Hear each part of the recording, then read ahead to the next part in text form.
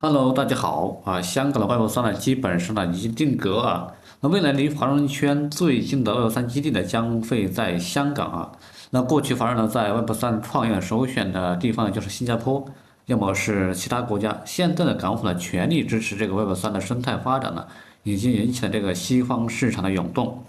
那在 Web3呢有很多的赛道，前几期节目呢红哥呢有分享过几个赛道龙头，有兴趣的可以继续回去翻一翻。那今天我们来聊聊谁会引领元宇宙成为赛道的龙头呢？啊，如果还没关注红哥的话呢，可以先点赞关注。我们接着往下看。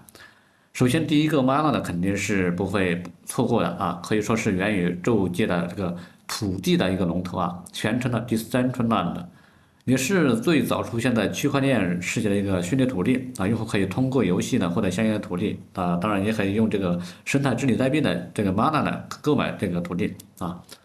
它不同位置的土地的价格也是不同的啊，并且有企业在这个第三层的上呢建造基于这个实体的一个虚拟房屋，也就是说用户呢通过这个第三层的上面去呢，可以去选择自己喜欢的这个房屋呢，然后去只需要支付费用，然后便可以获得等值的一套线下实体的一个房屋。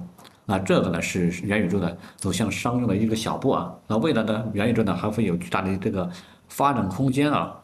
那第二个 Sound 呢，当然属于元宇宙的虚拟空间的龙头啊。那目前有很多的互联网企业通过 Sandbox 呢构建了自己的一个虚拟办公室啊，员工呢也可以进入到虚拟办公室呢进行一个办公啊。当然，这里办公的只是虚拟的。那未来的话，如果要进入到元宇宙办公，可能就是我们在上一期节目当中讲过的一个物联网。那它可能要用到这个来去支持的。那如果大家玩过这个我的世界的这个游戏的话呢，可能会深有感触啊。那 Sound 和 Mana 呢，当然属于元宇宙的一个双龙头啊，两个都是比较老的一个元宇宙的一个项目了。那红哥的话，在上个牛市的话，在0.1美金布局了 Mana，那最高的话呢这涨到5美金啊，基本上呢也是不放所托啊。那第三个就是大家心目中的猴哥的 BAYC 啊，就是无聊猿啊，它就是 NFT 图片界的龙头，也可以定义为元宇宙的一个品牌 IP 界的一个引领者啊。当然了，当然的话，你看好它未来生态的发展的话，你不妨为自己做一些资产上的配置。而且的话，目前的话呢，有很多的品牌跟这个无聊猿都进行合作了啊，包括服装呀，还有鞋子啊等等啊，借助这个无聊猿的进行一个合作啊。那第四个呢，就是炼油界的这个龙头阿西克斯啊，应该早期让很多的人呢赚得盆满钵满啊，特别是东南亚的一些啊朋友，他们早期我通过这个阿西克斯基本上赚得盆满钵满的啊。